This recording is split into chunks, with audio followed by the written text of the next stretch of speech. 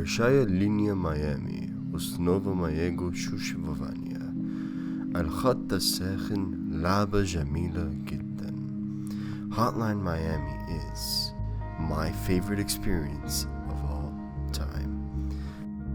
That's why I want to rank them from my least favorite to my favorite, starting with the one that had the most conclusive ending to a story, a beautiful attempt at innovation, and one of the most bang-ass soundtracks gaming has ever seen.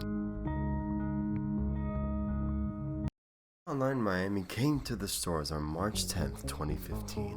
It came out for PS4, Xbox.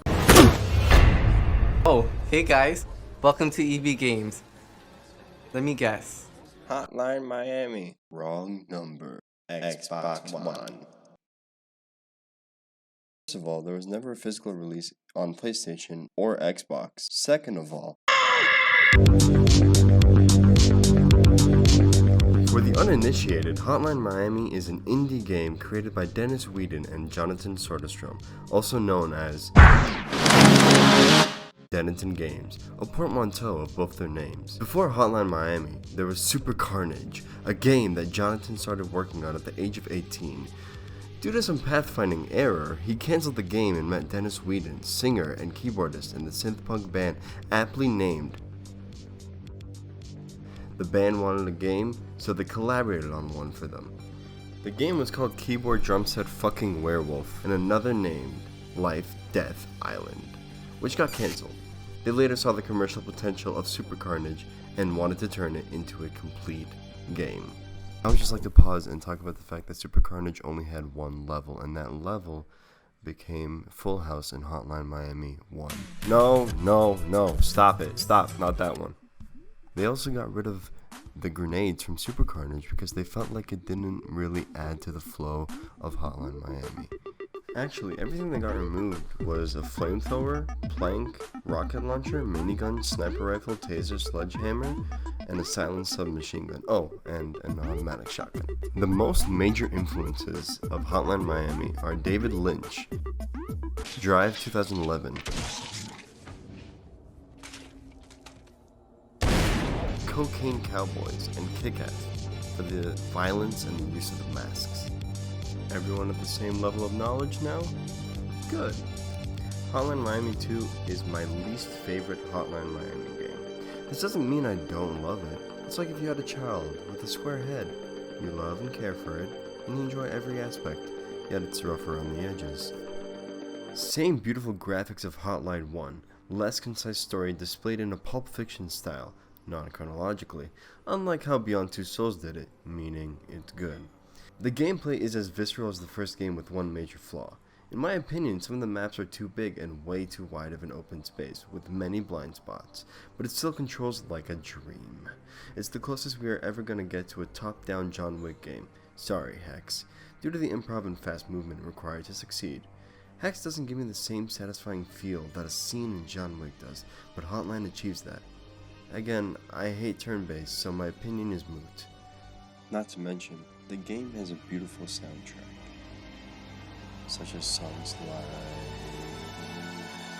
this, and this,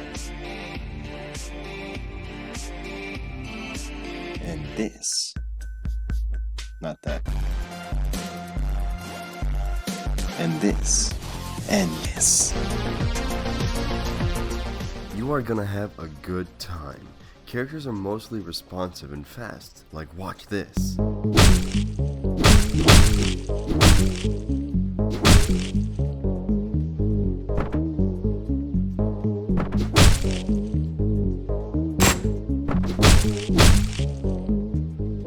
That wasn't even a speedrunner. That was me, a shitty player.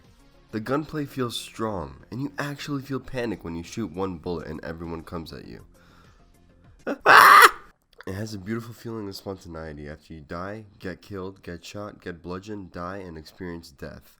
You will die multiple times, over and over and over again, but that's part of the experience.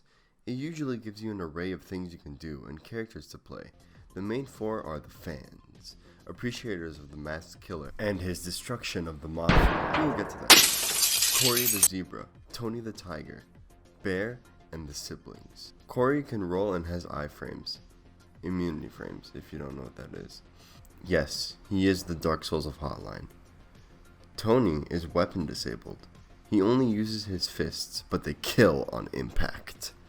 Compared to the others, and even Jacket in the Richard mask, the MC of Hotline himself. Tony is my favorite to play just because of the sheer brutality and the slightly steeper difficulty of having to be face to face with the enemy. Alex and Ash, most commonly known as What the Fuck, Where Are You, Ash? Alex wields a chainsaw and Ash uses firearms. You control both at the same time. Left click for melee, right click for guns. It's fun to play them, but they are known to be kinda jank. And finally for the fans is Mark, the bear. The one guy that got me hyped for Hotline 2. But the second I got my hands on him, I played him for one level. Or the levels I was forced to play him as. Yeah, that one. What's great about Hotline and how rage-inducing it is, it lets you completely change the way you go about things. Whenever you choose a character, it lets you completely change the way you go about things whenever you choose a character. Are there a lot of tight spaces? Tony for clean combos. A lot of corridors. Probably one of the firearm types like Mark or Alex and Ash. If you keep dying over and over again, shift your method. But Hotline 2 doesn't always give you choices. In many levels you are forced to play specific characters, which can be fun but feel restricting at times. However, it makes sense for the narrative that they are trying to push. These characters are Beard, Evan Wright, Jake, Richter, Martin Brown, the Henchman, the Sun, and Manny Pardo. For Beard, you play the events before Hotline Miami games, and instead of choosing masks, you choose from these weapons: M16, shotgun, heavy machine gun, sniper rifle, and flamethrower. Jake gets to choose from 3 different snake masks: Jake, Irvin, and Dallas. Jake gives you the ability to throw lethally, Irvin a nail gun, and Dallas a Tony ability. The Sun has 3 different abilities: Bodyguard, Dirty Hands, and Bloodline. Bodyguard starts him off with the katana, Dirty Hands gives him a Tony-like ability, just like Jake, and Bloodline starts him with 2 MP5s, just like Mark. Everyone else doesn't have a special ability or a different ability to choose from. Evan Wright is a gimmick character that tries to resuscitate the enemy and then proceeds to incapacitate everyone. If you pick up a weapon with him, he will unload it completely before tossing it away. Hotline Miami 2 is based before and after Hotline Miami 1. And if you haven't played either, I'm going to probably spoil it, but the ending is concrete and makes the most sense. Everyone dies, the enigma is gone, and everyone is moved to hell.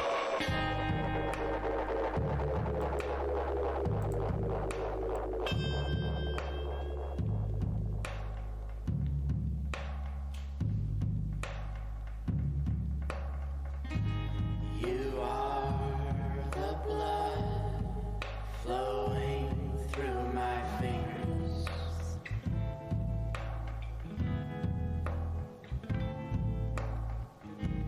All through the soil.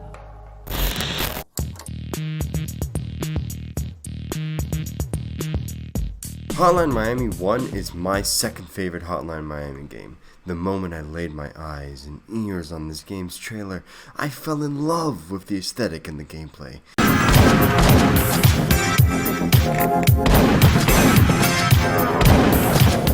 As you can tell, from the way I make my videos, it's become my identity. The gameplay is perfect compared to Hotline 2, and the soundtrack is just as effective. You are listening to it currently. The story is about Jacket, a DeLorean driving man who begins to get phone calls for random jobs. Led by 50 blessings, he goes out to the addresses listed but finds out it's a different job of just killing the Mafia. The story barely has a narrative, but it drives the player's motive onto the character, and that's just achieving catharsis through violence. You need to play Hotline 1. Technically there are 2 playable characters, which I'm kind of spoiling, but one of them, Jacket, has multiple masks, and they are Richard, no ability. Rasmus shows you secrets. Tony, the best mask, but this time you can actually pick up weapons unlike his Hotline 2 counterpart. Aubrey spawns more guns. Don Juan, doors are killers. Graham makes you speedy. Dennis starts you off with a knife and you get to play as Dennis Whedon. George lets you look beyond. Ted, dogs will not attack you but you still can't pet them. Rufus, you can survive a bullet with only one. Rami, you get a third of ammo added to your pool. Willem, you steal enemies' weapons when you execute them. Peter suppresses gunshots but not completely. Zach, combo boy. Oscar, you get a cool Instagram filter. Rick, enemies will always die after one bullet. Brandon, faster! Charlie, more up-close weapons. Louis, hard to spot. Phil, translates all dialogue to French poorly.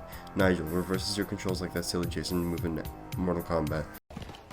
Earl, survives 2 bullets. Carl, you can start with the drill. Jake, lethal feels like Hotline 2. Victor, start with the silence Uzi.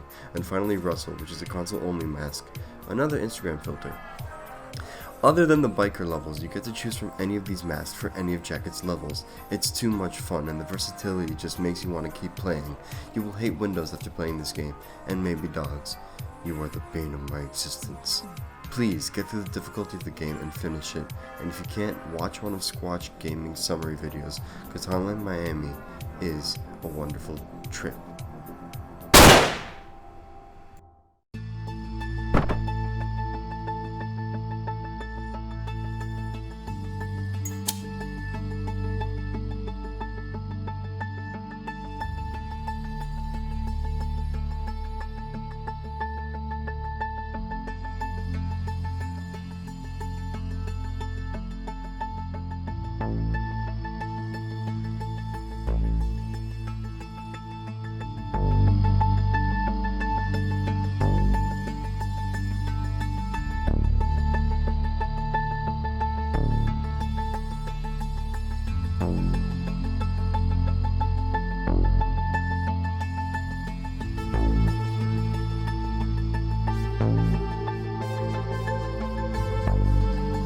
Last but certainly not least is Hotline. From the Devolver Bootleg Collection comes a masterpiece created by Doinksoft, who created Gato Roboto.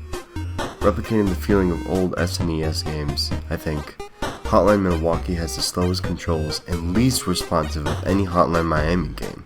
You have a choice of 4 masks only, and the soundtrack is, well... It's a great bootleg, but not that great of a game. The final rankings are Hotline 2, Hotline 1, and